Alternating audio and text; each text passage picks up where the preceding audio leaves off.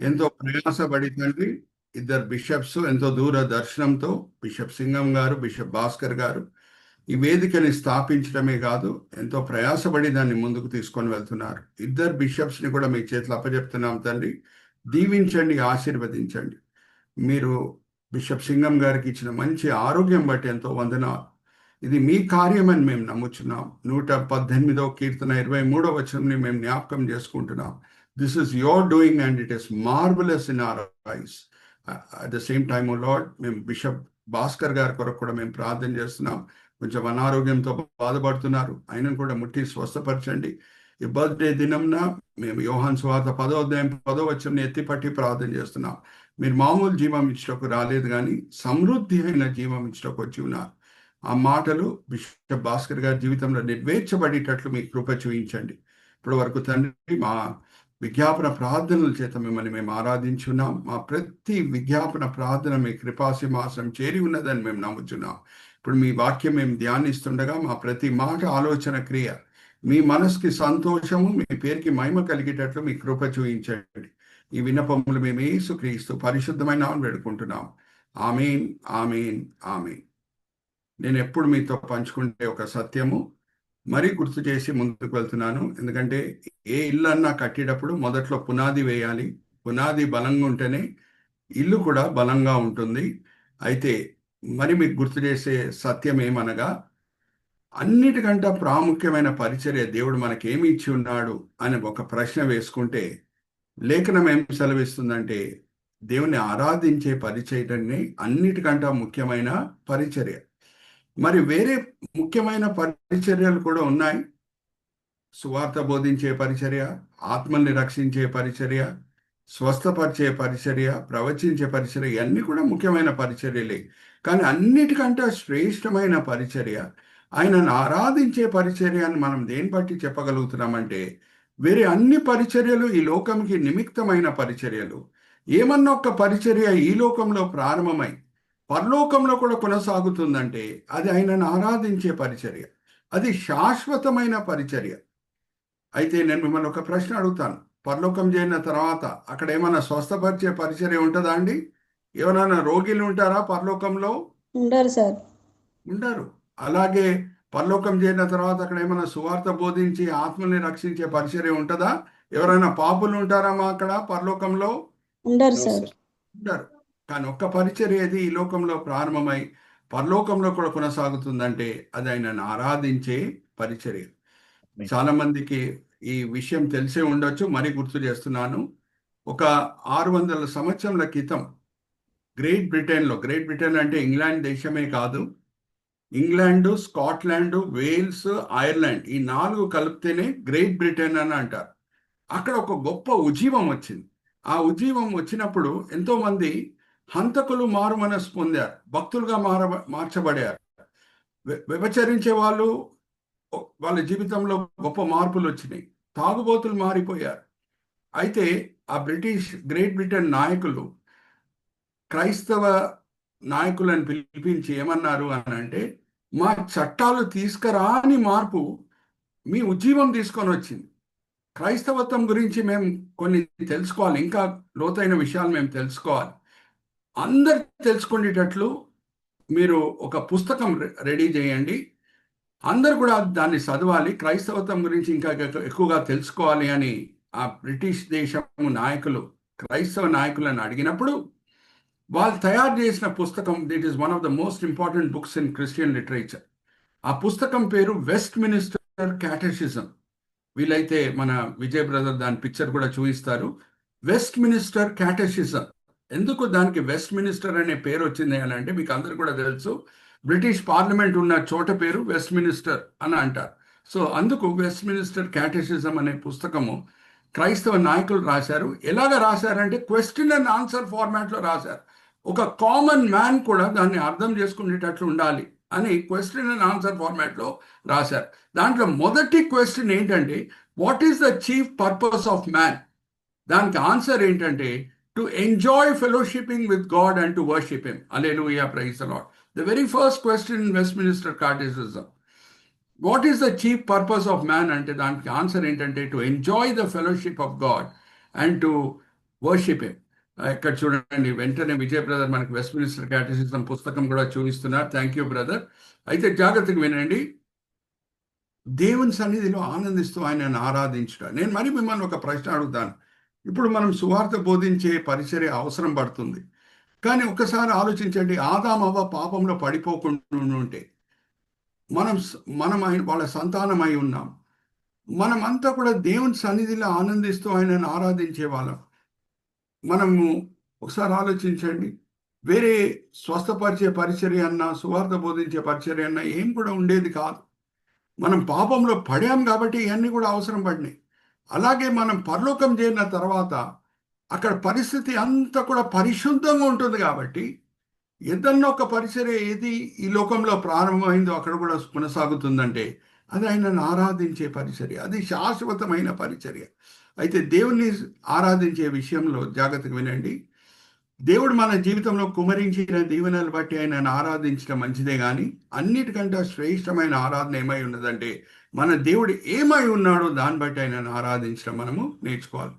We need to worship God not for what he does but for what he is. ఎందుకంటే అప్పుడప్పుడు ఆయన కార్యములు మనకు అర్థం కాకుండా ఉండొచ్చు, మన చుట్టూ ఉన్న పరిస్థితులు అనుకూలంగా లేకుండా ఉండొచ్చు. కానీ మిమ్మల్ని ఒక ప్రశ్న అడుగుతున్నాను, కఠినమైన పరిస్థితిలో దేవుని మంచితనం మారిపోతుందమ్మా? మన చుట్టూ వాతావరణం అనుకూలంగా లేకుండా ఉంటే దేవుని మంచితనం మారిపోతుందా? అడుగుతున్నా మిమ్మల్ని. మారదండి. అప్పుడు కూడా ఆయన మారని దేవుడు. అందుకే ఇద్దరు సేవకులు, వాళ్ళ పేర్లు మీరే చెప్పాలి, కొరడా దెబ్బలు తిన్నారు, సంఖ్యలతో బంధింపబడారు, చెరలో వేయబడారు, పరిస్థితులు అనుకూలంగా లేవు, కానీ స్తుతి పాటలు పాడుతున్నారు. ఎవరి గురించి మాట్లాడుతున్నారమ్మా నేను? చెప్పండి. పౌలు, శీల. అలాగే మనం దేవుడు ఏమై ఉన్నాడో దాన్ని బట్టి ఆయనను ఆరాధించడం మనము నేర్చుకోవాలి. దేవుళ్ళు అనేక మంచి గుణములు ఉన్నాయి. ఇప్పుడు మనం చదువుకున్నాం 43వ అధ్యాయము 18-19 వచనాల్లో ఆయన నూతన పరిచే దేవుడు. సో ఈ నూతన పరిచే దేవుడు, గాడ్ ఆఫ్ రీజనరేషన్ అనే విషయము మనం కొన్ని వారాలుగా ధ్యానిస్తున్నాము. ఏ ఏ విషయాల్లో, ఏ ఏ క్షేత్రాల్లో దేవుడు మనల్ని నూతన పరచగలుగుతాడనేది మనం చూసాము. ఎలాగా నూతన పరుస్తూ దేవుడు ముందుకు సాగుతారు అనేది కూడా మనం చూసాము. మనం వాడిన అప్రోచ్ సిస్టమ్ ఏంటంటే మైక్రో టు మ్యాక్రో, చిన్నదాని నుంచి పెద్దదాని వరకు మనము వెళ్తున్నాం. సో విజయ్ బ్రదర్ ఇప్పుడు మనకి ఒక పిక్చర్ చూపిస్తారు. మన స్లైడ్లో ఉన్న మొదటి పిక్చరు, ఒక వ్యక్తి జీవితంని దేవుడు నూతన పరచగలుగుతాడు, ఒక కుటుంబంని నూతన పరచగలుగుతాడు, ఒక దేశంని నూతన పరచగలుగుతాడు, ప్రపంచంని నూతన పరచగలుగుతాడు. ఇంతవరకు మనం వచ్చాము. ఇక్కడ చూడండి, గ్రాఫ్లో కూడా we can see the increase in the size of the graphs. Okay, first individual, తర్వాత కుటుంబం, తర్వాత నేషన్, తర్వాత ప్రపంచం. వ్యక్తి అనేటప్పటికి మనం యోబ్ జీవితం మనం చూసాం. ఆరోగ్యం క్షీణించింది, ఆస్తి పోగొట్టుకున్నాడు, పిల్లలు చనిపోయారు, ఇంకా భార్య కూడా వచ్చి ఏమని అంటుందంటే దేవుణ్ణి శపించి చనిపోవని అంటున్నది. కానీ ఆయన నిలకడగా ఉన్నాడు. ఆయన పాస్ అయిన చివరి పరీక్ష ఆరోగ్యం పోగొట్టుకోవటమే కాదు, ఆస్తి పోగొట్టుకోవటమే కాదు, పిల్లలను పోగొట్టుకోవటమే కాదు, యోబు పాస్ అయిన చివరి పరీక్ష ఏంటంటే ఇప్పటి వరకు ఆయనని మానసికంగా గాయపరిచిన స్నేహితులని క్షమించి వాళ్ళ కొరకు విజ్ఞాపన ప్రార్థన చేసినప్పుడు రెట్టింపు దీవెనలు దేవుడు ఇచ్చాడు. అదంతా కూడా మనము చూసాం. నెక్స్ట్ మనం వచ్చింది ఫ్యామిలీ. 99 సంవత్సరాల వయసున్న అబ్రహాం, 89 సంవత్సరాల వయసున్న సారమ్మ, వాళ్ళ శరీరాలు పిల్లలు పుట్టే విషయంలో చనిపోయినాయి. కానీ అటువంటి సమయంలో దేవుడు ఈసాక్ని అనుగ్రహిస్తున్నాడు. అదే వాళ్ళ వయసులో ఉన్నప్పుడు ఈసాక్ పుట్టుంటే వాళ్ళ విశ్వాసం అంతగా బలపరచబడేది కాదు. ఇంకా వాళ్ళ శరీరాలు ఎప్పుడు పిల్లలు పుట్టే విషయంలో చనిపోయినాయో ఆ సమయంలో ఈసాక్ని దేవుడు వాళ్ళ జీవితంలో తీసుకొని వస్తున్నాడు. సారమ్మకి గర్భఫలం ఇచ్చాడు. దాన్ని బట్టి వాళ్ళ విశ్వాసం ఇంకా బలపరచబడింది. సబ్జెక్ట్ లోపల సబ్జెక్ట్ కూడా మనం చూసామండి. అది ఏంటంటే దేవుని సమయము పరిపూర్ణమైన సమయం. అప్పుడప్పుడు దేవుడు ఆలస్యం చేసినట్టు మనకు కనిపిస్తుంది, కానీ అది కూడా మన ఆత్మిక మేలు కొరకే. నేను మిమ్మల్ని మరి ఒక ప్రశ్న అడుగుతున్నాను. మరణ పడకలో ఉన్న లాజర్ని వచ్చి యేసుక్రీస్తు ప్రభువారు స్వస్థపరిచి ఉంటే మరియా మార్తా విశ్వాసం అంత బలపరచబడేదా? లేకపోతే చనిపోయిన లాజర్ని 4 దినముల తర్వాత వస్తున్నాడు ప్రభువారు, ఆలస్యం చేశారు కావాలని, చనిపోయిన లాజర్ని లేపినప్పుడు మరియా మార్త విశ్వాసం గొప్పగా బలపరచబడిందా? గొప్పగా బలపరచబడి చనిపోయిన తర్వాత. సో దేవుని సమయము పరిపూర్ణమైన సమయం. అప్పుడప్పుడు ఆలస్యం చేసినట్టు మనకు అనిపిస్తుంది, కానీ ఆలస్యం చేయడానికి వెనకాల ఒక కారణం ఉందనేది మనము చూసాం. దాని తర్వాత దేశం, ఇజ్రాయెల్ దేశంని దేవుడు ఎలాగ నూతనపరిచాడు 2 సార్లు మనం చూసాం. మొదటిసారి బాబిలోన్ చెరకు వెళ్ళినప్పుడు తిరిగి వాళ్ళని వాగ్దాన దేశంకి తీసుకొని వచ్చాడు. మా పరిస్థితులు ఎండిపోయిన ఎముకల వలె ఉన్నాయి అని ఏడ్చిన సమయంలో వాళ్ళని నూతనపరిచి మరీ బాబిలోన్ చెర నుంచి తీసుకొని వచ్చాడు. Vijay brother, let's go to the next slide. National, okay, national. అందుకే ఇజ్రాయెల్ ఫ్లాగ్ నేను మీకు చూపిస్తున్నాను. వాళ్ళు ఏడ్చింది బాబిలోన్ చెరలో ఉన్నప్పుడు మా పరిస్థితి ఎండిపోయిన ఎముకల వలె ఉన్నాయి అని ఏడ్చారు. అప్పుడు దేవుడు వారి ఈ దర్శనం చూపించి ఎజెక్యల్ ప్రవక్తకి వాళ్ళని మానసికంగా ఆత్మికంగా బలపరుస్తున్నారు. మరి నేను మిమ్మల్ని బాబిలోన్ చెర నుంచి విడిపించి ఇజ్రాయెల్ దేశంకి తీసుకొని వస్తానని అన్నారు. అది ఎజ్రా గ్రంథం 1వ అధ్యాయం 1-3 వచనాల్లో నెరవేర్చబడుట మనము చూసాం. Brother Vijay, point cursor at Ezra chapter 1 verses 1-3.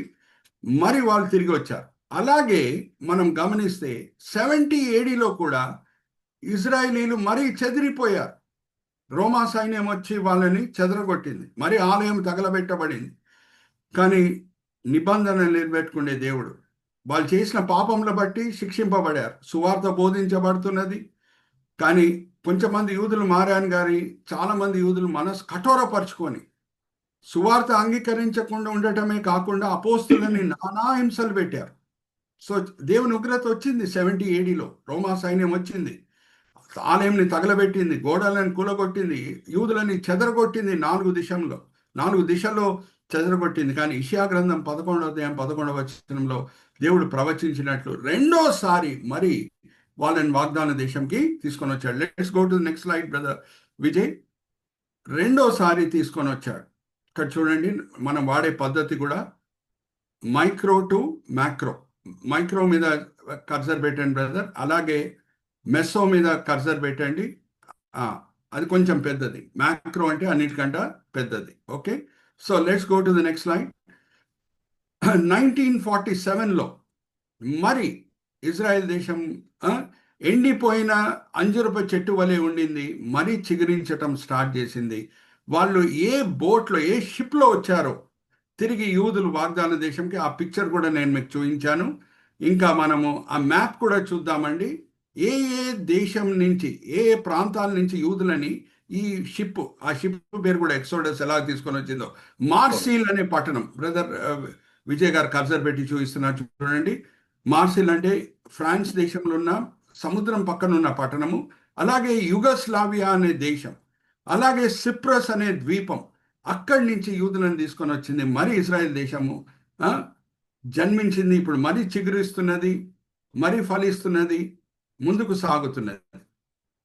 అయితే అదంతా కూడా నేను మీతో పంచుకున్నాను. ఎందుకు తిరిగి ఇజ్రాయెల్ దేశము జన్మించాలి, అప్పుడే వాళ్ళు 7 సంవత్సరాల శ్రమకాలంలో దేశంగా తునీకరించిన మెస్సయ్యని వాళ్ళు మరి దేశంగా అంగీకరించాలి. రెండో రాకడ సూచనకి ఇది ఒక గుర్తు అనేది నేను మీతో పంచుకున్నాను.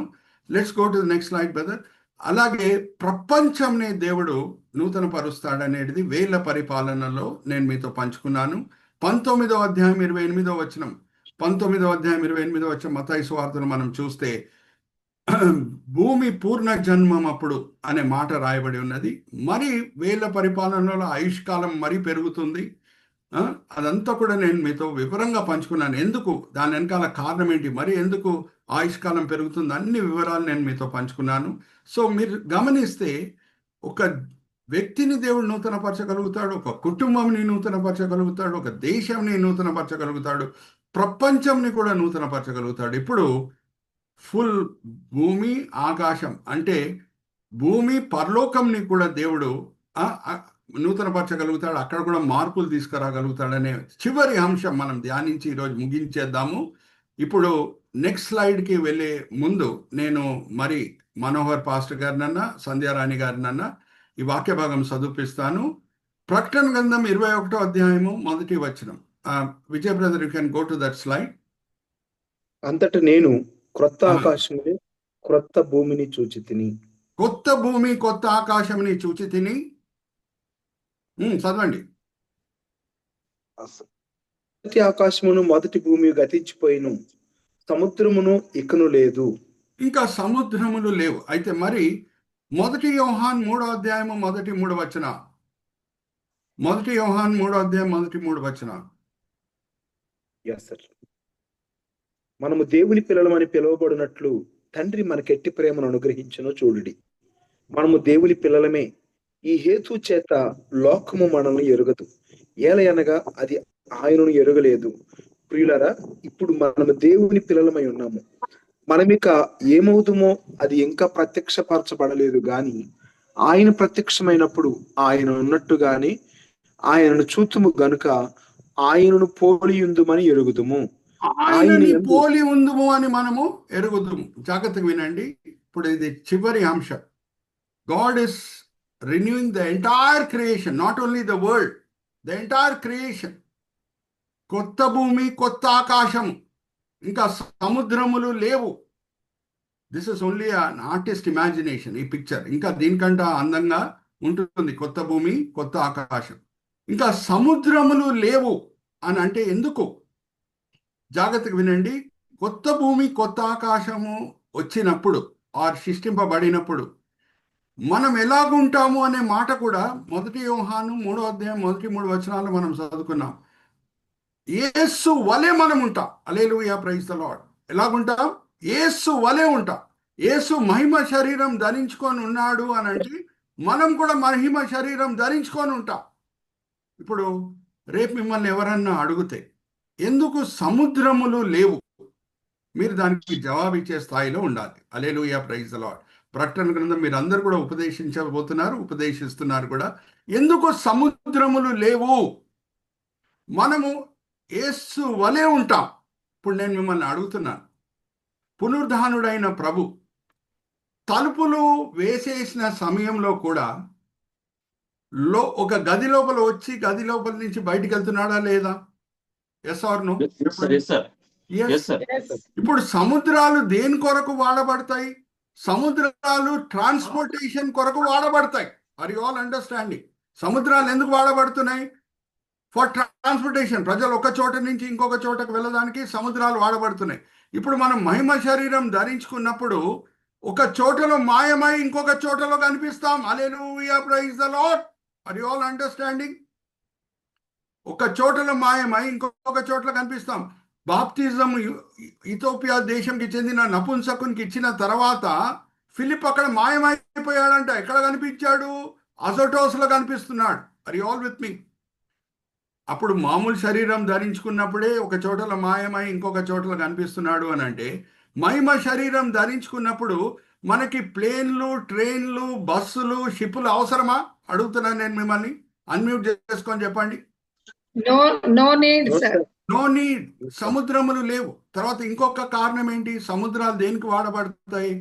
సముద్రంలో ఉన్న నీళ్లు సమ్మర్ సీజన్లో ఆవిరిగా మార్చబడుతుంది. ఆవిరిగా మార్చబడిన తర్వాత మేఘాలు సృష్టింపబడతాయి. మేఘాల నుంచి వర్షం వస్తుంది. ఇప్పుడు మహిమ శరీరం ధరించుకున్న వ్యక్తులకి ఈ న్యాచురల్ వాటర్ సైకిల్స్ అవసరం లేదు. Hallelujah, praise the Lord. Are you all understanding? ఇప్పుడు ఈ న్యాచురల్ వాటర్ సైకిల్స్ అవసరమా మహిమ శరీరం ధరించుకున్న వాళ్ళకి? అడుగుతున్నా మిమ్మల్ని. అవసరమా? అవసరం లేదు. అందుకే సముద్రాలు లేవు. అండర్స్టాండింగ్? ఈ హైడ్రోలాజికల్ సైకిల్స్ అవసరం లేదు మహిమ శరీరం ధరించుకున్న వాళ్ళకి. అందుకే కొత్త భూమి, కొత్త ఆకాశం అప్పుడు సముద్రాలు లేవు. మూడో కారణం ఏంటి? జాగ్రత్తగా వినండి. అడుగు బై అడుగు, మెట్టు బై మెట్టు మనం వెళ్దాం. దేవుడు అప్పుడప్పుడు సముద్రాలను వాడి ప్రజలను శిక్షిస్తాడు. సునామీలు రావచ్చు, వరదలు రావచ్చు, కానీ కొత్త భూమి, కొత్త ఆకాశంలో అందరు పవిత్రులే. హల్లెలూయా, ప్రైజ్ ద లార్డ్. ఇంకా దేవుడు సముద్రాలను వాడి టైడల్ వేవ్స్ తో ప్రజలని శిక్షించే అవసరం పడుతుందా? కొత్త భూమి, కొత్త ఆకాశం సమయంలో, అందరు పవిత్రులు ఉన్న సమయంలో? అడుగుతున్నా మిమ్మల్ని. లేదు సార్, లేదు. అందుకే సముద్రాలు లేవు. అందుకే are you all understanding? So నేను అడుగు బై అడుగు, మెట్టు బై మెట్టు వెళ్తున్నాను. సో ఫస్ట్ రీజన్ ఎందుకు సముద్రాలు లేవు అని అంటే ట్రాన్స్పోర్టేషన్ అవసరం లేదు. రెండో రీజన్ ఎందుకు సముద్రాలు లేవంటే హైడ్రోలాజికల్ సైకిల్స్ అవసరం లేదు. మూడో రీజన్ ఎందుకు సముద్రాలు లేవు అని అంటే ఇంకా దేవుడు పనిష్ చేసే అవసరత లేదు. Are you all understanding? Next మనము 4వ రీజన్కి మనం వెళ్దాం. ఎందుకు సముద్రాలు లేవు? ఇది వచ్చి ఫుల్ జస్ట్ భూమి మాత్రమే నూతనపరచబడటం కాదు, ఫుల్ క్రియేషన్ నూతనపరచబడుతుంది. సో భూమి ఫస్ట్ దేవుడు సృష్టించినప్పుడు ఎక్కడ చూసినా నీళ్లు ఉన్నాయంట. మధ్యలో దేవుడు ఆకాశంని సృష్టించి ఆకాశం పైనున్న నీళ్ళని ఆకాశం కింద ఉన్న నీళ్ళని వేర్పరిచారు అనే మాట ఉంది. Let's go to that picture brother, Vijay brother. ఒక్కసారి చదవండి ఆదికాండం 1వ అధ్యాయము 7-8 వచనాలు. దేవుడు ఆ విశాలమును చేసి విశాలము క్రింది జలములను విశాలము మీది జలములను వేరుపరచగా ఆ ఆ ప్రకారం విశాలము అని అంటే ఆకాశం. ఇక్కడ చూడండి విజయ్ బ్రదర్ మనకు చూపిస్తున్నారు చూడండి. ఆకాశము నేను ఇట్లా సర్కిల్ వేసాను, ఇట్లా పెద్ద సర్కిల్ వేసాను, అదే ఆకాశం. ఆకాశం పైనున్న నీళ్ళని వేరుపరిచాడు, కిందున్న నీళ్ళని వేరుపరిచాడు. చదవండి బ్రదర్. దేవుడు ఆ విశాలమునకు ఆకాశం అని పేరు పెట్టెను. అస్తమయమును ఉదయమును కలగ 2వ దినమాయెను. ఇప్పుడు ఆకాశం కిందున్న నీళ్ళని మనం చూడగలుగుతున్నాం. అయ్యే సముద్రాలు అక్కడి నుంచే మరి లేక్స్, రివర్స్ కూడా వస్తాయి. జాగ్రత్త వినండి, హైడ్రోలాజికల్ సైకిల్ మీద డిపెండ్ అయి ఉంటుంది. సో ఆకాశం పైనున్న సముద్రము ఏమైంది? ఆకాశంని నీళ్ల మధ్యన దేవుడు సృష్టించారు. కిందున్న నీళ్లు మనం చూస్తున్నామండి. పైనున్న నీళ్లు దేనిగా మార్చబడింది? స్ఫటక సముద్రంగా మార్చబడింది. హల్లెలూయా, ప్రైజ్ ది లార్డ్. ఇక్కడ చూడండి విజయ్ బ్రదర్ మనకి స్ఫటక సముద్రం మీద కర్సర్ పెట్టి చూపిస్తున్నారు. ఆ స్ఫటక సముద్రం మనం ఎక్కడ చూస్తున్నాం? ఒకసారి చదవండి ప్రకటన గ్రంథం 4వ అధ్యాయం 6వ వచనం. ప్రకటన గ్రంథం 4వ అధ్యాయం 6వ వచనం విజయ్ బ్రదర్ మనకి ఎన్లార్జ్ చేసి చూపిస్తున్నారు చూడండి. స్ఫటక సముద్రం. మరియు ఆ సింహాసనం ఎదుట స్ఫటికమును పోలిన గాజు వంటి సముద్రము ఉన్నట్టుండెను. చాలండి. ఇప్పుడు మరి ఫుల్ ఎర్త్ని మనము అసెస్ చేద్దాం. ఓకే, అండర్స్టాండ్ చేసుకుందాం. Brother Vijay, let's come to the right slide. ఇప్పుడు చూడండి, మనకు భూమి తెలుసు, భూమిలో ఉన్న సముద్రాలు తెలుసు. దాని తర్వాత భూమి నుంచి అనుకుందాం మనం ఆరోహణమై వెళ్తున్నాము అని అంటే మనకు స్పేస్ ఎదురవుతుంది. స్పేస్ ఎదురైన తర్వాత మరి మనము పరలోకం వెళ్ళాలి అని అంటే మధ్యలో స్ఫటక సముద్రం వస్తుంది. స్ఫటక సముద్రం is spiritually a gate. It's a gate before heaven. జ్ఞాపకం పెట్టుకోండి. ఇక్కడ చూడండి ఎంత చక్కగా కజర్ పెట్టి చూపిస్తున్నారో విజయ్ బ్రదరు. అనుకుందాం ఒక వ్యక్తి ఆరోహణమై వెళ్తున్నాడు అని అంటే భూమి దాటిన తర్వాత, అట్మాస్ఫియర్ దాటిన తర్వాత ఆయనకు స్పేస్ వస్తుంది. ఇంకా వెళ్తున్నాడు, పరలోకం వెళ్ళాలి అని అంటే మధ్యలో ఒక గేట్ ఉంది, అదే స్ఫటక సముద్రం. అది దాటిన తర్వాతనే పరలోకం. ఇక్కడ చూడండి, ఆ స్ఫటక సముద్రం దాటిన తర్వాతనే పరలోకం మనకి కనిపిస్తుంది. సో ఎందుకు సముద్రాలే లేవు అని అంటే ఇప్పుడు భూమిలో కనిపించిన సముద్రాలు ఎందుకు లేవు ఎక్స్ప్లెనేషన్ నేను మీకు ఇచ్చాను. మరి ఆ పరలోకంలో ఉన్న ఆ స్ఫటక సముద్రం పరలోకంకి గేట్ అయి ఉన్న స్ఫటక సముద్రం కూడా ఎందుకు వెళ్ళిపోవాలి అని మనం అర్థం చేసుకుందాం. ఎందుకు వెళ్ళిపోవాలి? 21వ అధ్యాయంలోనే మనకు ఆన్సర్ ఉంది. చూద్దాం అదేంటో. Let's go to the next slide. ఆ పైన సముద్రం కూడా వెళ్ళిపోయిన తర్వాతనే ఏం జరుగుతుందో మనం చూద్దాం. 21వ అధ్యాయం 2-3 వచనాలు చదవండి. మరియు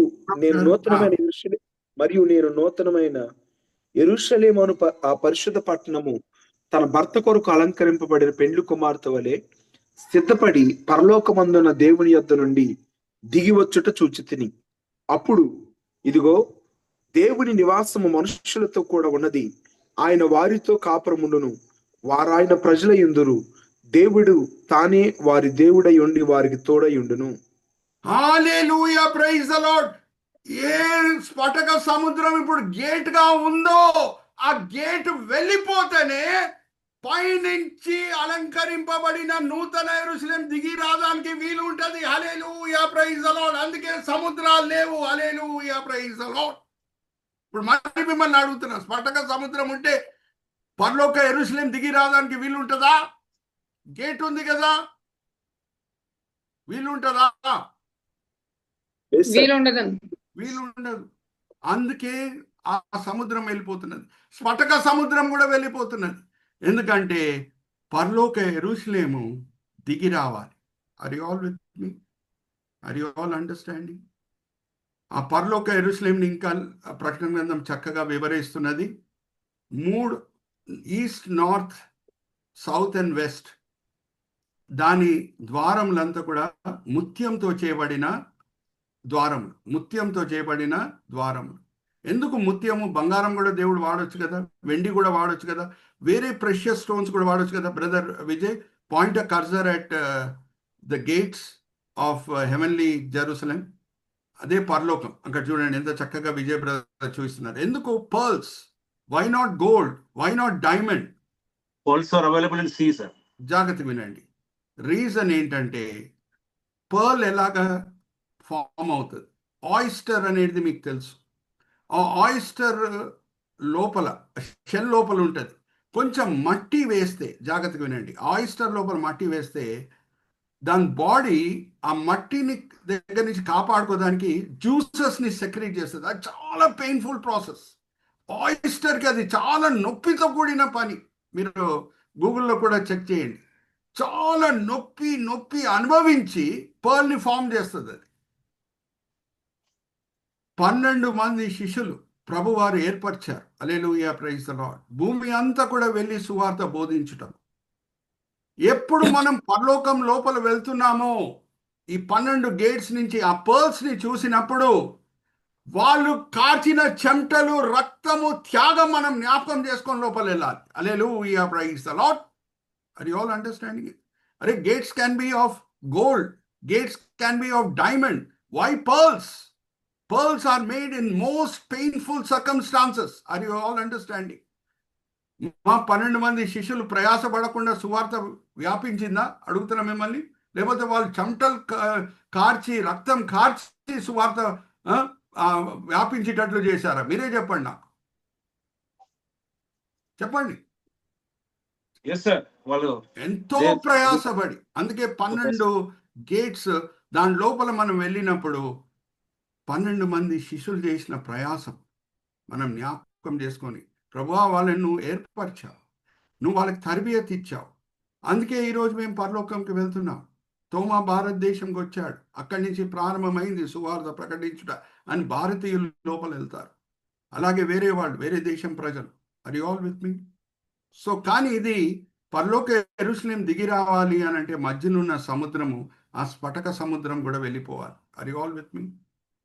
సో వేల పరిపాలనలో ప్రభువారు ఓన్లీ ప్రపంచంనే నూతన పరుస్తున్నారు. కానీ వేల పరిపాలన అయిపోయిన తర్వాత 21వ అధ్యాయంకి మనం వస్తే ఫుల్ సృష్టినే నూతన పరుస్తున్నారు. Hallelujah, praise the Lord. You can see the micro to macro approach.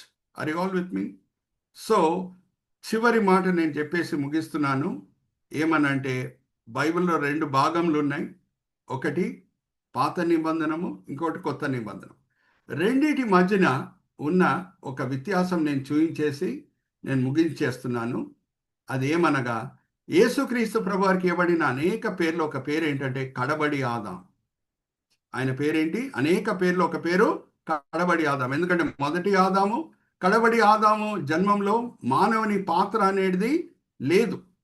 అందుకే ఇద్దరి మధ్యన పోలిక ఉంది కాబట్టి యేసుక్రీస్తు ప్రభువారికి ఇవ్వబడిన ఒక పేరు ఏంటంటే కడబడి ఆదాం. ఒకసారి చదవండి. 1 కొరింథీ 15వ అధ్యాయం 45వ వచనం. 1 కొరింథీ 15:45. యేసుక్రీస్తు ప్రభువారికి ఇవ్వబడిన అనేక పేర్లు ఒక పేరు కడబడి ఆదాం. చదవండి. ఇందు విషయమై ఆదాము మొదటి మనుషుడు, జీవించు ప్రాణి ఆయనని వ్రాయబడి ఉన్నది. కడపటి ఆదాము జీవింపచేయు ఆత్మ ఆయను. ఆమేన్. సో ఇక్కడ మనం చూస్తే జాగ్రత్త వినండి. పాత నిబంధనకి కొత్త నిబంధనకు ఉన్న ఒక ప్రత్యేకమైన వ్యత్యాసము మనకు కనిపిస్తుంది. అది ఏమనగా మనము నూతన పరిచయ విషయంలో మనం చూస్తున్నాం కదా. ఒక్కసారి లాస్ట్ స్లైడ్ నేను చూపించేసి ముగించేస్తున్నాను. Vijay brother, let's go to the next slide. పైన మీరు చూడండి, నేను అక్కడ హెడింగ్ కూడా పెట్టాను. In the Old Testament dispensation, heaven and earth are made first భూమి ఆకాశం ఫస్ట్ సృష్టింపబడిన తర్వాతనే man is created in the end. Man is created in the end. ఇక్కడ చూడండి brother Vijay, point culture at the left side picture on the top. భూమి ఆకాశం మొదట్లో సృష్టింపబడుతుంది. మొదటి ఆదాము చివర్లో సృష్టింపబడుతున్నాడు. కొత్త నిబంధనకి మనం వస్తే కడబడి ఆదాం మొదట్లో పునరుద్ధానం పొందుతున్నాడు, నూతనపరచబడుతున్నాడు. ఆ శరీరం ఎటువంటి శరీరం అంటే కుళ్ళిపోయే శరీరం కాదు. ఒక్కసారి ఆ పిక్చర్ మీద కర్సర్ పెట్టి చూపించండి. పునరుద్ధానుడైన ప్రభు సమాధి మీద విజయం పొంది బయటికి వస్తున్నాడు. అది కుళ్ళిపోయే శరీరం కాదు. సో కొత్త నిబంధనలో కడబడి ఆదాం మొదట్లో నూతనపరచబడుతున్నాడు, సృష్టి చివర్లో నూతనపరచబడుతుంది. Hallelujah, praise the Lord. ఇక్కడ చూడండి, కొత్త భూమి కొత్త ఆకాశం చివర్లో.